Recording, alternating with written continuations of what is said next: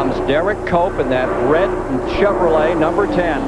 And the car number 1 of Terry Labonte right in there running in the 3rd position. Derrike Cope has never finished better than 6th place in any of his racing starts.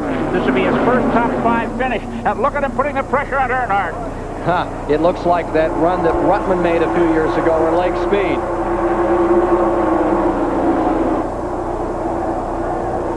Dave Despain.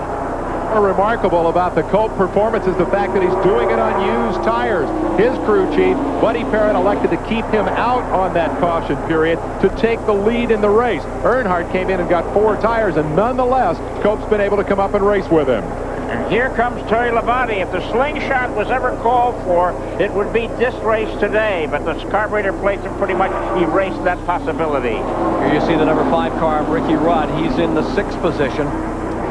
Front 4, Elliott is hanging on to the tail of that draft. Bill Elliott, twice a winner, 85 and 87 right there.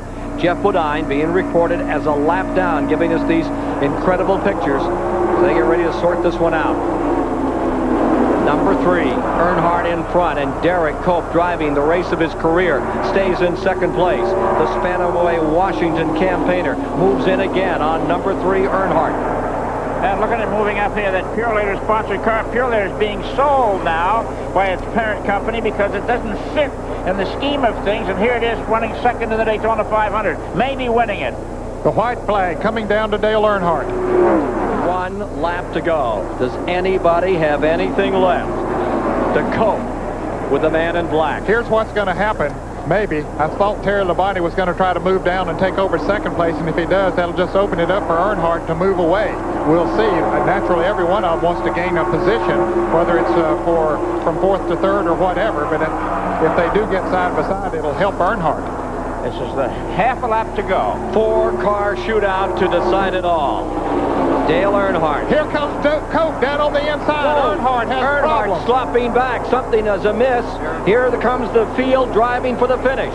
And on the outside, it is car number 10, Derrike Cope. Something amiss on the Earnhardt car. Coming to the line. It's Labonte pulling up, and an amazing finish. The Whitcomb Racing Team has won it. Unbelievable. It looked like Earnhardt had a tire go down maybe as he went into the turn. And Nicole crying a little bit. Derrike Cope's first top 5 finish, his first victory, comes in the Daytona 500. A remarkable day of sport. Unbelievable. Bob Whitcomb, who brought a team out 3 years ago, had nothing but misfortune and bad luck. And Rick Hendrick, who gave a car to one driver today to be in this race, literally gave it to him just to get him out here. Hut Strickland, after he was involved in that altercation. Now he's put some motors together for this team, and they've won the biggest race of all. It's a great win for the Northwest. When you think of the years that they've had drivers come down here from the Northwest to race, this is the first time they have ever tasted a victory in the Daytona 500. Look again at what happened. Well, Earnhardt looked like he had things in command. All of a sudden, his Chevrolet just slows, and he goes up into the 2nd group. Something happened to that car. I guess the engine. I thought he had a tire go down, but I believe it was something else. He lost power. Cope took advantage of it. Here's Earnhardt coasting around. Cope comes on to win. Terry Labonte will come home with a 2nd place finish. Bill Elliott in 3rd. Let's go to Dave Despain. Derrike Cope still has a problem. He's on the radio to the crew chief, Buddy Parrott. What did he say? He don't know where Victory Lane is. One more lap to go, and the leader in heavy traffic. That's Darrell Waltrip that he passes on the high side of turn number 1. Cope now in the 2nd corner. Off of it, down the backstretch. He's got some good racing room in front of him now as he's cleared that traffic, and it appears as if Derrike Cope is going to win his 2nd Winston Cup race of 1990 and the 2nd of his career. Cope off the 4th corner. Here's the checkered flag, and Derrike Cope wins the Budweiser 500. Here comes the battle now for 5th position. Sterling Marlin and Morgan Shepherd, and Marlin is going to take 5th spot, but Morgan Shepherd finishes 6th and has the Winston Cup points lead. Wow, man, Derrike Cope, Buddy Parrott, congratulations. And that's what Ken Schrader was saying to Derrike. you have done one whale of a job. They have done an outstanding job today. The driver, the crew, everybody associated with that team, bringing Derrike Cope another victory. Let's go to John Kernan, who's with Buddy. Derrike just catching his breath and getting out of the car, getting a big drink of Gatorade. Derrike, congratulations on an excellent effort. Thank you very much. I'll tell you, it was an excellent run. Thanks, buddy. I'll tell you, the Purelator Chevrolet Lumina, it ran perfectly all day long, right from the start, and I was just trying to be patient, you know. We're just starting to learn about this Chevrolet, and I'll tell you what, it definitely had my heart beating all day, but we're looking good. The team worked hard, had some great pit stops. I couldn't believe it. It was incredible. They said maybe in Daytona you might have backed into one. This one you didn't back into at all. This one you earned all day long. Well, you know, we struggled a little bit after Daytona, and we were emphatic that we were going to come back and we were going to get one, you know, for sure on our own laurels. And we knew we were fast here. We didn't qualify as well as we wanted to. The driver kind of like gave up a little bit qualifying, but we drove hard all day long. I drove hard as I could, and Buddy, those guys, they busted their little tails in there as hard as they could, and it all came together for us.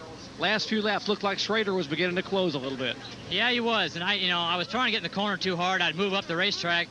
They started telling me the interval times. I tried to go to the bottom of the racetrack and be smooth, get the car off the bottom, and that seemed to work all day for us, and it's what won the race for us.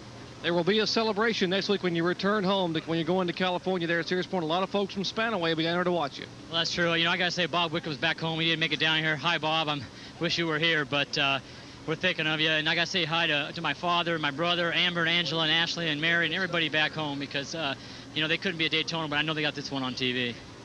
Derrike Cope in a record run here in Dover, Delaware. Buddy Parrott and the crew, they celebrate the Purelator victory here in the Budweiser 500. They are indeed happy here in Dover. Bob? Big trouble on the track, Rick. Yeah, the 70, Derrike Cope, a lot of damage to the front of that race car. The hood flew off, it looks like. But a lot of bracing damage also underneath the hood. And the caution comes out now for the 6th time. It's got a flat right front tire and the hood's off this car. It's obviously had some sort of issue. Hood not off, and he's missing the bus stop. Oh my goodness. Up and that thing just exploded, the whole nose of it. I don't know what that was. He was slowing down through the bus stop. I'm going to admit, Rick, I am baffled.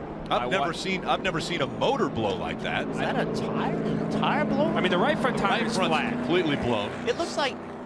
It almost looked like both tires blew at the same time to have that big of an explosion. Well, I think the left front tire still has air in it. The right front tire definitely exploded, and then the black dust you see, I really think is brake dust. Brake dust. I think that's all the brake dust that builds up in the front of this car. That tire then just exploded.